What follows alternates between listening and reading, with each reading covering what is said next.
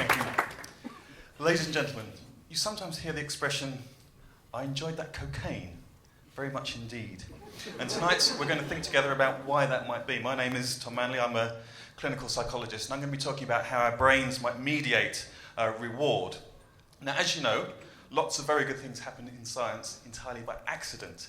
And in the 1950s, two researchers called Olds and Milner accidentally, and we've all done it, they accidentally allowed rats to trigger direct electrical stimulation of part of their brain called the nucleus accumbens. And it turns out if you give a rat a lever, a little lever, and when they push that lever, it triggers this electrical stimulation. It turns out that they like it. They like it a lot. It wouldn't be fair to say they don't do much else other than push the lever. They don't do anything else other than push the lever. They'll push this lever thousands upon thousands of times. They'll ignore food, which is right there, despite being hungry. They'll ignore water. They'll ignore opportunities for rat sexy times. They will just keep pushing this lever to the point of exhaustion. And even then, one greedy little paw will reach out for a final push. They become, in effect, lever junkies. The only thing that would stop them pushing the lever, ladies and gentlemen, would be a bigger lever. And so Olds and Milner quite rightly thought, oh, we can't find anything else that these rats would rather do. We have stumbled upon the brain's pleasure centre. Now, if you're like anybody else who heard that sentence, you're already thinking, ooh, I wonder if that would work for me. And sometimes I think it's quite fortunate that technically it's rather difficult to achieve. Otherwise we'd hear a lot more, you're right in there. Been in there a long time. You're not pushing the lever again, are you? Yes. It's been 14 years. If it was even slightly easier to achieve this electrical stimulation, Keith Richards would have had set fitted, no question. The power consumption of Camden would quadruple. But we're a very clever, ingenious species, of course. We find other ways to achieve similar things. And one of those ways is cocaine. So when you get this electrical stimulation, what it does is it triggers the release of a neurotransmitter called dopamine into the system. And when you take cocaine, I say you, I've never met you before. Seems a bit unfair. Just seems likely. When one takes cocaine, what happens is it blocks the little pumps that normally pump dopamine out of the system. So the hit that you get from cocaine is actually from your own dopamine, which makes it seem a little bit unfair. You have to pay quite so much for the privilege.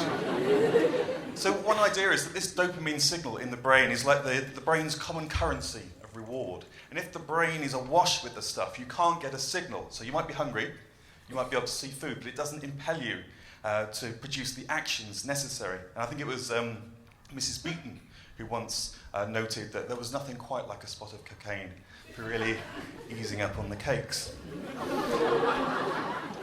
And an interesting question is whether this really is a pleasure signal per se, or a sort of wanting, a craving signal, a repeat whatever it is you've just done signal. Maybe pleasure is something we infer from observing how much we want to do something. And there's a town, ladies and gentlemen, which wasn't built on coal or oil or gas or steel, but it was built on pure human neurotransmitter release.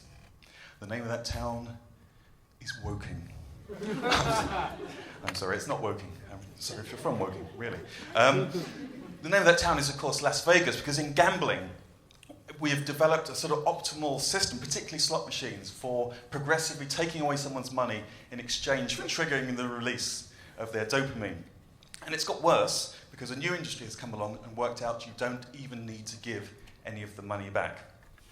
So computer games work on chance, and chance is hugely important in the dopamine system. Uncertainty is hugely important, and rewards, but they don't need to be real rewards. So if you're playing Angry Birds, for example, anybody play Angry Birds?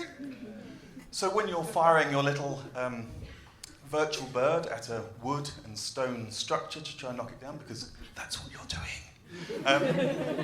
sometimes you will and sometimes you won't get it. But if you do get it, it won't say, oh, well done, have a point. It will say, well done, have 10,212 points. And however rational you are, however much you know, that's an entirely arbitrary figure. Part of your brain goes, ooh, that's a lot. I will do that again.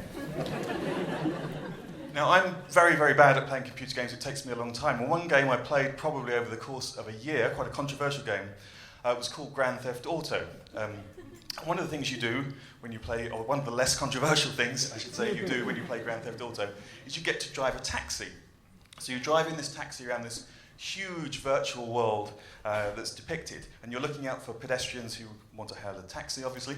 You pick them up, they tell you where they want to go, you drive them there, they get out, and you get a few dollars to add to your total. And you're playing this for a few months, and you think, suddenly, what am I doing? What am I doing? I am pretending in real time to do a job which holds absolutely no interest for me. I live in the centre of London. There is no shortage of minicab operating opportunities out there. And it's got worse, I have to say, with the game I'm currently playing extremely slowly. Slightly embarrassed to mention its name. It's Assassin's Creed. I am playing Assassin's Creed. You may have seen posters for Assassin's Creed and come to a judgment about what sort of person plays this game, and you'd be right. But one of the things you have to do in Assassin's Creed a lot is to avoid your enemies, who are the Knights Templar. Yes, there we are.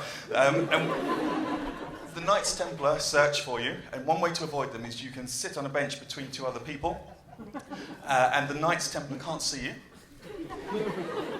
And eventually, after quite a while, they get bored and they go away. And you carry on playing the game. And again, at moments we think, Jesus Christ, how is it I have been persuaded to spend a lot of my money and my time to pretend to sit on a bench? That, ladies and gentlemen, is the power of dopamine. Thank you very much. Enjoy the rest of the evening.